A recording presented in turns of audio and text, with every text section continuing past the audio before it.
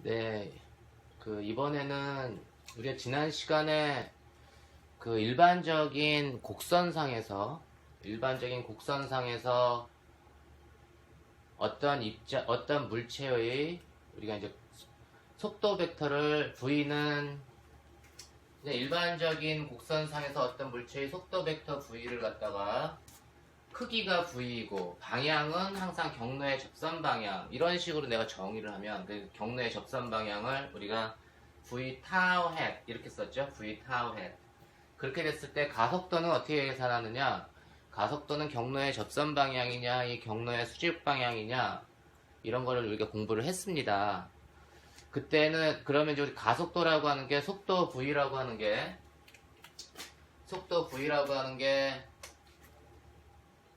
크기가 V이고 방향이 타우 햇일 때, 이때 우리가 가속도 벡터는 요놈도 이게 스칼라량과 벡터량의 곱이기 때문에 속도 벡터를 미분을 해주려면 이 스칼라량도 미분을 해줘야 되고 벡터량도 미분을 해줘야 된다고 했지. 그래서 그 스칼라량을 미분해주면 V 타우 햇, 그리고 요 타우 햇이라고 하는 접선 방향의 단위 벡터는 시간에 따라서 계속 변하기 때문에 이놈의 시간 변화량을 계산을 해줘야 된다고 했어요. 그래서 우리가 얻은 결론은 뭐냐면 요렇게 dt를 해주면 이렇게 이 곡선, 우리가 계산하고 있는 요 위치에서 이 곡선의 원을 그릴 수 있는 원의 반지름, 그걸 우리가 이제 곡률 반지름이라고 하는데, 곡률 반지름을 로라고 하면 로분의 이 순간의 이 입자의 속력, 그러니까 로분의 v 스퀘어, 그리고 방향은 이 접선의 수직한 방향으로 주어진다고 했어. 한마디로 요약을 해주면 일반적인 곡선 경로상에서 움직이는 물체의 가속도는 접선 방향 성분, 즉 이거는 접선 방향 성분이라는 얘기는 뭐냐면 1차원 직선 운동을 하는 놈을 생각하면 돼. 접선 방향의 성분에 대한 가속도와 그 다음에 원 운동할 때, 등속 원 운동하는 물체의 구심 가속도가 얼마죠? 반지름이 R이고 속력이 V로 등속 원 운동하는 물체의 구심 가속도는 R분의 V 제곱이라고 했잖아. 그래서 이게 이제 반지름이 로라고 하면 로분의 V 제곱. 그 다음에 구심 가속도의 방향은 회전의 중심 방향, 그 회전의 중심 방향이 바로 n 햇이에요. 그래서 일반적인 곡선 운동의 가속도라고 하는 거는 직선 운동과 원 운동을 1차원 직선 운동과 원 운동의 가속도를 결합한 거야. 이게 이제 1차원 직선 운동에 해당되는 가속도고, 요게 그 등속 원 운동하는 구심 가속도를 나타내 주는 거라고 할 수 있습니다. 그래서 가장 일반적인 가속도는 뭐라고? 접선 방향의 성분, 접선 방향 1차원 직선 운동하고 원 운동의 가속도를 이렇게 선형 조합을 해준 게 가장 일반적인 곡선 운동의 가속도라고 했습니다. 이거 오늘 배울 거는 이제 그 사이클로이드라고 하는 건데, 사이클로이드라고 하는 거 들어본 적 있어요? 사이클로이드라고 하는 거는, 사이클로이드의 정의는 뭐냐면 이 오른쪽이 이제 사이클로이드라고 하는 거의 정의야. 사이클로이드는 일직선 위를 미끄러지지 않고 미끄러짐 없이 굴러가는 바퀴, 그렇게 이해하면 돼. 미끄러짐 없이 굴러가는 바퀴의 한 점이 만드는 궤적을 갖다가 우리가 사이클로이드 궤적이다. 그래서 예를 들면 우리가 바퀴에다가 껌딱지를 하나 붙여놔. 그래서 껌 하나를 붙여놓고 그 껌이 바퀴가 미끄러짐 없이 싹 굴러갈 때 그 껌이 그리는 궤적이 사이클로이드 궤적입니다. 그래서 요렇게 생기는 게 사이클로이드 궤적이야. 이러한 사이클로이드 궤적이라고 하는 건 우리가 이제 갈릴레이가 처음 발견했다라고 합니다. 이러한 사이클로이드 궤적은 뭐 독수리의 먹이 포획 곡선, 예를 들면 독수리가 저 하늘에서 저 지상에 있는 먹이를 딱 발견했을 때 어떻게 내려오냐면 직선으로 내려오거나 아니면 포물선으로 내려오거나 일반적인 곡선을 내려오는 게 아니고 이 사이클로이드 곡선을 따라서 이렇게 쫙 내려와요. 그 사이클로이드 곡선은 그 일반적인 물체가 중력장 하에서 도달할 수 있는 가장 최단 거리야. 직선이 최단 거리가 아니고 사이클로이드 곡선 경로가 가장 최단 거리를 갑니다. 최단시간에 갈 수 있는. 그리고 우리가 이제 그 한옥의 기와라든지 이러한 기와라든지 그 초가 지붕이라든지 이러한 물고기 비늘 이런 것들이 대략 사이클로이드 곡선하고 거의 비슷해요. 사이클로이드 곡선이 굉장히 유익한 곡선입니다. 되게 많은 물리적인 의미를 함의하고 있는데 그 다 얘기할 수는 없고 이제 하나씩 배워갈게. 그러면 우리가 이제 우리가 바퀴에다가 지금 이렇게 내가 이제 바퀴상에다가 이제 껌딱지를 붙여가지고 얘를 이렇게 굴려서 만든 게 사이클로이드 곡선이라고 이렇게 했잖아요. 그러면 이제 지금 내가 이렇게 우리가 점선의 그 원을 생각을 하고 껌딱지가 지금 바닥에 초기에 놓여 있어. 그 다음에 이놈이 시간에 따라서 미끄러짐 없이 이제 굴러가는 거예요. 그래서 점선이 굴러서 이게 지금 껌딱지가 P점으로 옮겨가는 동안에 얼마만큼 얘가 이동했냐 하면 그 X축 방향으로 이동했냐 하면 그 원점 XY 좌표 00에서 원의 중심이 얼마만큼 돌았어? 얘가 이제 A 세타만, 세타라는 앵글만큼 돌았을 때 껌은 P라는 지점으로 와 있고 그동안에 그 로테이션한 앵글은 세타. 그럼 수평 방향으로 이동한 거리는 여기 A 세타라고 하는 거에다가 여기 A 세타라고 하는 얘가 이동한 거리가 원의 중심의 X 좌표가 A 세타가 되는 거야. 그거를 내가 이해하려면 어떻게 되냐면 여기 원에다가 예를 들면 분필을 갖다가 싹 묻혀봐. 그러니까 분필을 싹 묻혀놓으면 이 분필이라고 하는 게 내가 해가지고 분필을 묻혀놓고 싹 미끄러짐 없이 굴리기만 하면 요 분필가 여기서만큼 여기에 묻었던 분필가루가 여기 X축에 싹 묻을 거 아니에요? 그만큼이 요 X축의 길이가 요 원호의 세타만큼 돌아간 원호의 길이하고 딱 같아. 일치합니다. 그래서 그 원의 중심의 X축 좌표는 이 원호의 길이하고 같아. 반지름이 A인 원호의 길이 세타만큼 돌아간. 그래서 이 세타의 원의 중심의 X축 좌표는 A 세타가 됩니다. 이거 이해했죠? 그리고 나서 얘가 이제 열심히 굴러가는 거. 미끄러움없이 쭉쭉 굴러가면 껌이 최고 어디까지 갈 수 있냐면 이 EA만큼 올라가겠지. 그게 어떻게 되냐면 세타가 파이만큼 로테이션을 하게 되면 바퀴는 이만큼 왔고 그때 껌은 여기까지 최대점 EA, Y좌표가 EA가 돌아온 거야. 그러면은 그때 세타는 얼마만큼 돌아간 거죠? A 파이만큼 돌아간 거예요. 그래서 X좌표는 파이 A, 그 다음에 Y좌표는 EA가 껌이 최대 지점에 도달했을 때, 그 다음에 이게 이제 다시 껌이 내려가면서 바닥을 치고 똑같은 운동을 이렇게 반복을 하는 겁니다. 그러면 우리가 이제 이 껌딱지의 좌표를 내가 먼저 정해야지 우리가 어떤 물리 문제를 풀고 어떤 물체의 속도, 가속도 이런 걸 계산할 때는 그 물체의 위치 벡터를 먼저 정해줘야지 그 위치 벡터로부터 우리가 그 위치 벡터를 시간에 따라서 미분해지면 1차 미분해지면 속도, 한 번 더 미분해지면 가속도 이렇게 얻잖아. 그다음에 요 지점에서 이제 P점의 그 좌표를 내가 결정해주면 이 P점의 좌표는 이제 X하고 Y가 있는데 이 X하고 Y는 어떻게 계산하죠? 이 X라고 하는 좌표는 어떻게 계산하지? X라고 하는 좌표는 요만큼 A 세타에서부터 요만큼을 빼준 거잖아. 그러니까 얘 빼기 얘. 그러니까 A 세타에서 얘만큼을 빼준 거니까 이 놈은 뭐냐면 이 반지름을 A의 사인 세타로 투영해준 거. 요만큼이 A 사인 세타야. 그래서 이걸 얘기를 해주면 요게 A의 사인 세타입니다. 그죠? 그러니까 A 세타에서 A 사인 세타를 빼주면 그게 X 좌표야. 그래서 여기 나타난 게 X라고 하는 좌표, P점의 X 좌표는 A 세타 마이너스 A 사인 세타. 그 다음에 이거는 뭐죠? 이거는 A의 우리가 코사인 세타 이렇게 되잖아. Y 좌표는 A의 코사인 세타니까 P점의 Y 좌표는 어떻게 돼? A에서 A 코사인 세타만큼을 빼주면 노 미안해. 이거 A 코사인 세타는 이게 A 코사인 세타가 아니라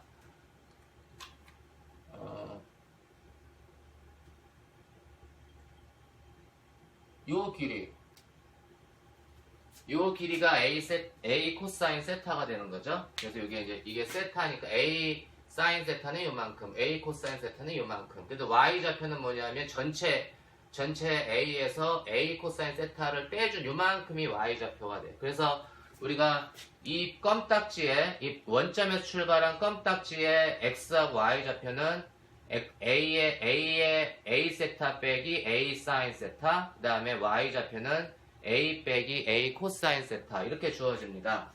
우리가 이 세타라고 하는 거는 일정하게 바퀴가 미끄러짐 없이 이렇게 굴러가니까 그때 이 세타는 뭐냐면 각속도로 나타내주면 세타는 오메가 t야. 그래서 이거 세타라고 하는 건 오메가 t가 됩니다. 이건 이해를 했죠. 그러면 내가 이제 이놈의 위치 벡터를 내가 이제 보면 이 P점의 위치 벡터를 계산을 하려면 그게 이제 x, y 그 좌표로 나타내주면 x, y가 되는데 요 실제 우리가 계산해야 될 위치 벡터는 요 빨간색 화살표예요. 빨간색 원점에서부터 P점까지의 위치 벡터는 빨간색 화살표고 그 빨간색 화살표가 x, y가 되는 거지. 근데 요거는 그러면 이게 a 세타 뭐 빼기 a 사인 세타, a 빼기 a 코사인 세타에서 도대체 요 두 개의 항은 어디서 나온 거냐? 그러면 요거를 갖다가 내가 이제 저 벡터 분해를 해주면 빨간색 벡터는 요 초록색 벡터 더하기 요 이게 무슨 색이지? 이 A 벡터 자주색이란가? 이 자주색 벡터 요 두 벡터의 합이 빨간색 벡터를 주는 거죠. 그래서 우리가 요놈의 벡터를 R 벡터, 그 다음에 초록색을 우리가 R1, 그 다음에 이 A라고 하는 벡터를 이 자주색 벡터를 R2라고 하면 요놈 그 빨간색 벡터는 R1 더하기 R2인데 R1은 어떻게 되지? R1의 좌표는 뭐냐면 바퀴의 원점에서 본 바퀴의 중심의 좌표입니다. 원점에서 본 바퀴의 중심의 좌표는 어떻게 돼? X 좌표가 A 세타, Y 좌표는 뭐지? Y 좌표는 그냥 A지 뭐. 그러니까 요게 A 세타하고 A라고 하는 요 좌표, A 세타하고 A라고 하는 좌표가 요 놈과 X가 A 세타고 Y가 A라고 하는 좌표가 바로 녹색 좌표가 됩니다. 그러니까 바퀴의 원점의 좌표. 그게 뭐냐면 X축 방향으로는 A 세타, 우리가 세타가 오메가 t라고 했으니까 세타 대신에 얘가 오메가 t. 그 다음에 Y축 방향은 just A. Okay? This is the coordinate of the center of the circle. Okay? 근데 나머지는 뭐지? 나머지 마이너스 A 사인 세타하고 A 코사인 세타는 뭐냐면 이 바퀴에서 봤을 때 바퀴의 중심에서 볼 때 P점은 계속 회전만 하죠. 원운동만 하는 거지. 그 원운동 하는 게 뭐냐면 우리가 지난 시간에 뭐 배웠지? 원운동 할 때 좌표가 이게 원운동하는 좌표가 이렇다는 걸 배웠잖아. 이게 등속 원운 B의 바퀴의 반지름이 뭐 B, 그 다음에 얘가 일정한 각속도 오메가를 할 때 I 해서 B 사인 세타, J 해서 B 코사인 세타가 그 원의 중심에서 봤을 때 어떤 입자가 원운동하는 입자의 위치 벡터를 나타낸다고 했어. 그러니까 사인 I 사인 세타, 뭐 B 코사인 세타, 우리가 이제 그런 거를 봤는데 그게 여기서도 나타나는 거야. 그러니까 여기가 얘의 입장에서 봤을 때는 마이너스 I A의 사인 세타, 마이너스 J A의 코사인 세타. 아까는 플러스였는데 왜 여기는 마이너스냐?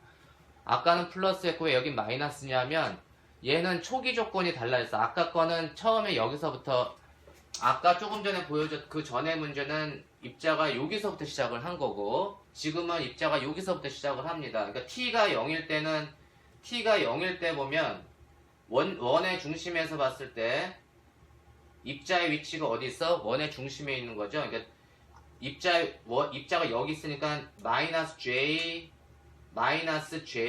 방향은 마이너스 J 그 다음에 크기는 A 이런 식으로 돼야 돼. 그러니까 T가 0일 때 이놈은 없는 거고 얘는 코사인 0가 1이니까 처음에 초기에 원의 중심에서 봤을 때 이 입자의 위치는 아랫방향으로 A만큼 떨어진 지점에 놓여 있는 거니까 부호가 다 마이너스로 바뀌는 겁니다. 그러니까 지금 P점의 위치 벡터는 이걸 벡터 분해를 해주면 그 좌표의 원점에서 봤을 때 원의 중심의 좌표 더하기 원의 중심에서 본 이 껌딱지의 좌표, 그게 이제 R1과 R2로 이렇게 분해가 된다, 이렇게 이해하면 돼요. 우리가 이제 이거를 가지고 이 이제 P점의 좌표하고 위치 벡터를 우리가 다 계산을 했어. 이제 위치 벡터를 가지면 속도 벡터는 어떻게 계산하지? P의 속도는 이놈을 미분해주면 되지. 그러니까 예를 들면 지금 이거는 바퀴가 싹 굴러가면서 만든 바퀴의 껌딱지, P점이 굴러가면서 만든 이 사이클로이드의 궤적을 나타내주는 거고, 그때 어느 순간에 내가 스냅샷을 찍었어. 그래서 P점이 지금 여기 와 있는 상태가 되는 거고, 그러면 이제 그 바퀴가 처음에는 오메가 t가 0일 때, 그 다음에 얘가 이제 반 바퀴 딱 돌았을 때 최고점에 도달했고, 그 다음에 이게 오메가 t가 2파이가 되면 이제 바닥을 땅 치는 거야. 그리고 이제 다시 똑같이 뭐 3파이, 4파이 이런 식으로 가게 되는 겁니다. 어떻게 보면은 사이클로이드는 이렇게 주기가 얘도 마찬가지로 2파인 주기 운동을 하는 셈이죠. 그럼 이제 요 P점의 위치 벡터는 시간에 따른 위치 벡터는 우리가 결정을 했고, 그 다음에 P점의 속도는 어떻게 되냐면 이놈을 시간에 따라서 미분해주면 R1은 어떻게 돼? R1은 이놈 시간에 대해서 미분해주면 IA 오메가, 그죠? 그 다음에 JA는 늘 컨스탄트니까 시간에 대해서 미분해주면 얘는 0이지. 그러니까 R1을 미분해준 놈을 V1이라고 하면 V1은 IA 오메가. 그 다음에 R2를 시간에 대해서 미분해주면 sin 오메가 t, 시간에 대해서 미분해주면 얼마? 오메가의 코사인 오메가 t. 그래서 오메가의 코사인 오메가 t가 이렇게 튀어나오고, 코사인 오메가 t를 t에 대해서 미분해주면 마이너스 오메가의 사인 오메가 t. 그래서 여기가 플러스의 j hat a 오메가의 사인 오메가 t. 미분은 할 줄 알죠? 그래서 이놈이 이제 P 지점에서의 속도야. 속도를 그러니까 V1 더하기 V2. V1은 누가 봤을 때 껌딱지의 좌표가 V1이야? 그러니까 V1이라고 하는 좌표는 뭐죠? 원의 중심이, 내가 원의 그 좌표의 원점에 있는 관찰자가 이 원의 중심을 봤을 때 이 원의 중심의 속도가 V1이야. 그리고 V2는 뭐냐면 이 그 원의 중심에서 봤을 때 이 껌딱지의 속도가 V2가 되는 거고, 그 두 놈을 다 더해주면 원점에서 본 P점의 속도입니다. 그러니까 그걸 이제 벡터 분해를 일부러 해준 거야. 그냥 여러분들 그냥 아까 X는 A 곱하기 세타 마이너스 사인 세타, 뭐 Y는 A의 1 마이너스 코사인 세타, 그냥 그걸 가지고 그냥 곧바로 미분을 해줘도 되는데, 그걸 갖다가 그게 어떤 의미인가를 지금 내가 굳이 그 R1하고 R2로 분해를 해가지고 설명을 하고 있는 중이에요. 그러면 내가 이제 V1이라고 하는 거는 X축으로 존재하는 거잖아. 그래서 이놈을 갖다 같은 벡터를 갖다가 한 지점에서, 실제는 이게 V1은 그 원의 중심의 벡터인데, 이 원의 중심의 벡터를 갖다가 이제 그냥 굳이 내가 여기다가 같이 이 두 놈을 더해줘야 되니까 한 곳에 모아가지고 내가 그려줄게. 이게 원의 중심에 갖는 X축 방향의 성분이나 이 껌딱지가 갖는 X축 방향의 성분은 항상 같아요. 그래서 이거 똑같은 걸 쓸 수 있어. 그럼 내가 V1이라고 하는 걸 그려주면 X축 방향으로 이런 방향이 될 테고, V2는 뭐야? V2는 원의 중심에서 본 껌딱지의 속도라고 그랬지? 원의 중심에서 본 껌딱지의 속도는 어떤 방향? 원의 경로의 접선 방향. 원의 중심에서 봤을 때 껌딱지의 속도는 경로의 접선 방향. 그럼 경로의 접선 방향은 뭐야? 얘가 봤을 때 얘는 빙글빙글 돌고 있으니까 이 시점에서는 경로의 접선 방향이 어떤 방향이야? 이게 이 원의 접선 방향이잖아요. 그래서 이 지금 그린 벡터하고 이 자주색 벡터를 두 개를 갖다가 밤색 벡터를 두 개를 더해주면 벡터의 합성은 어떻게 돼요? 요 방향이 바로 이 순간의 껌딱지의 속도입니다. 이 순간의 껌딱지의 속도 두 개를 합친 거. 그러니까 결국은 속도는 당연히 이 껌딱지의 이 순간의 속도는 뭐냐면 이 사이클로이드 경로의 접선 방향이야. 사이클로이드 경로의 접선 방향. 항상 속도는 어떻게 된다고?